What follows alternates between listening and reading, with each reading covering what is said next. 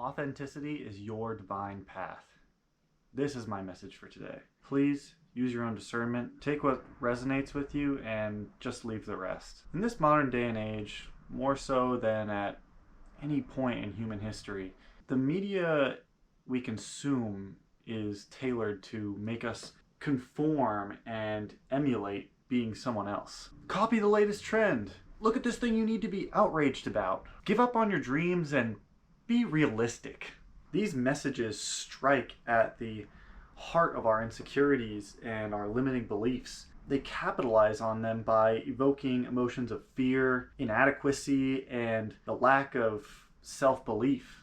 Worst of all, it creates a feeling of internal confusion, where on one hand, we possess an inherent biological desire to feel accepted and loved and appreciated. We conform to what we believe will help us achieve this, and when we are told that following society's blueprint will help us feel part of the group, it may give us some external validation, but internally, something feels like it's very much missing. You begin losing yourself in the process. You lose connection with your more authentic and higher self, and you allow your surroundings to dictate your life rather than letting your life dictate your surroundings. Some of us are so deeply entrenched in the comfort of conformity that we lose sight of our own passions and the activities that give us our will to live and our purpose. This begs the question, how do I rediscover my authentic self? And what does it have to do with my own divinity? Authenticity is just the act of embodying the highest version of ourself and unapologetically embracing it. It means being who you are rather than who you should be. Creating out of passion and love rather than out of obligation. Authenticity is the highest form of having a true relationship with yourself, and by extension, God and the universe. The universe created you to be yourself, and by trying to emulate others and acting like other people, you begin to lose that connection. And just because authenticity is simple doesn't mean it's easy, however. In my life, I've found that there's 3 central tenets to defining your journey towards authenticity. Firstly, my greatest challenge in becoming my authentic self was the constant struggle between my own mind and my heart, my logic versus my passion. Our logical mind pushes us to make money, be as likable as possible, do what society praises, and essentially make your path as easy as possible. It acts out of primal desire, the need for survival, safety, and order. These are not inherently bad things, and are in fact essential up to a certain point. We can't pursue art, passion, and works of faith if our base necessities aren't being met. Some of us, often through no fault of our own, are trapped in these lower states of being due to our current system not adequately providing basic needs, and we're forced to conform to obtain food, shelter, water, and taking care of our families. However, there comes a certain point in which once these base desires and needs are met, our logical, survival wired brain actually holds us back from achieving our higher ambitions in life. You will never be able to achieve your dreams and embody your truest self when you're strictly focused on a material sense of belonging. For example, logically, that painting or that song you were working on won't actually advance your career in finance. When acting strictly out of logic, despite any amount of joy that your passion brings you, there will always be something more productive that you could be doing, at least according to the standards of others. At a certain point, you actually have to begin surrendering logic to be more in touch with your higher desires. This is where you begin to live in your heart, in your gut, rather than in your mind. You have to let go of what you think you should be doing and follow the things that you love to do, the activities and projects which serve a greater purpose in this world and bring more light into the world. Even if your passions and hobbies are strictly self-serving and only really bring you joy, the joy you feel will actually be reflected back out into the world. As above, so below. Our inner world will always reflect to the outer world, as we are all mirrors reflecting our own internal light to others. The more light, peace, and passion you bring to yourself, the more you can bring out into the world. Does this sound a little bit delusional? Well, maybe, but everyone who's actually achieved something great in the world needed to be a bit delusional to make their dreams come to reality. Logic dictates that our chances of seriously impacting the world on a global scale is infinitesimally small, but only those who have faith and belief in themselves actually can defy those odds. The second tenet of authenticity is to stop looking to others for answers about what life should be. And this may sound a little bit hypocritical, as if you have clicked and watched thus far into the video, you're probably looking for answers of some kind. However, I'm not trying to tell you what your life is. I'm just trying to tell you how to get back into the state of remembering it for yourself. So many people are looking to profit from defining your life.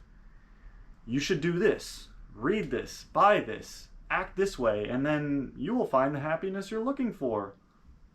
Do it my way for guaranteed success. I just want you to have the tools you need to discover how your own life works in this world. Everything you need to understand life, your reality, can be found by going within. Block out the noise of the external world and ground yourself fully in the present moment. In Luke 17:21, Jesus reminds us, the kingdom of God is within you. The more we block out intrusive thoughts of the ego mind and nurture our connection with our own soul, the closer we get to the kingdom of God. And through the source of all that is, anything can be achieved. My best advice for this tenet is to disconnect from as many man-made constructs as you can and embrace the natural world. Take a break from social media, TV, whatever, and just go for a walk in nature. Walking in the creation of the divine, rather than that of man, allows you to stop being controlled by groupthink and begin to really think for yourself.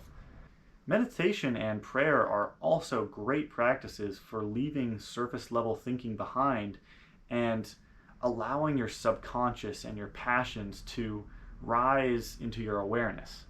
My third and final tenet of authenticity is rediscovering your passions and having the willingness to act on them. Many times we've been so steeped in the perception of what we need to be doing that we've entirely forgotten what we love doing. The things that we used to love doing don't bring the same joy into our lives anymore.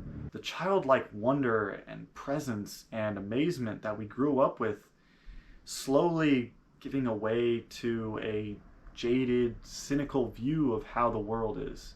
More often than not, that view of the world leaves us feeling empty and full of dread and despair. Here's an activity I use to rediscover my passions and my desires. I challenge you to try the following short activity. Sit alone in a room with a piece of paper and a pen or a pencil. No electronics, distractions, or any type of stimulating activities. Close your eyes and just empty your mind of all responsibilities, work, school, and whatever else occupies most of your day and your general thinking. Try to envision the following scenario. Imagine yourself living your ideal reality. You've accomplished your biggest dreams and goals, and you wake up every single day with a smile on your face. Throw away any logic about how you would even come close to achieving this state. Just rest in this place of joy and fulfillment. Then, write down the defining features and activities in your dream. Were you a successful author or a musician? Were you in a particular place, or were you doing an act of service? Anything that immediately sticks out to you, write it down on that piece of paper. Among all of those characteristics and activities, I want you to pick the single most defining passion of your ideal life and dedicate yourself to giving space and time in your day to that exact desire. It can be so tempting to want to do it all, and I'm extremely guilty of this as a jack of all trades type of person, but putting all of your energy into your highest passion rather than allowing it to fan out in 20 different directions is the difference between creating a mighty river and a drying pool. A big part of being authentic is not only saying yes to what does align and resonate with you, but even more so, it's about being able to say no to what doesn't align with your goals and your desires. If your friends want to go clubbing and you want to stay home and work on your novel, listen to your gut feeling. You may lose some validation or be called names, but what you gain in return is peace, fulfillment, and waking up to creating something in the world rather than being consumed by it. It is vitally important to have self-compassion when your actions and your vision don't align with what society or close friends and family dictate you should be doing.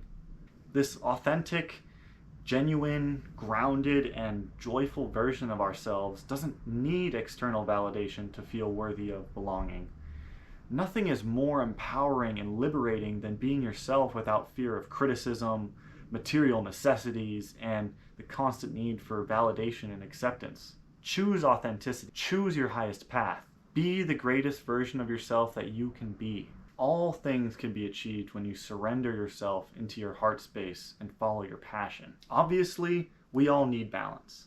Don't neglect your basic needs and your stable base, but don't neglect building from that base high into the sky either.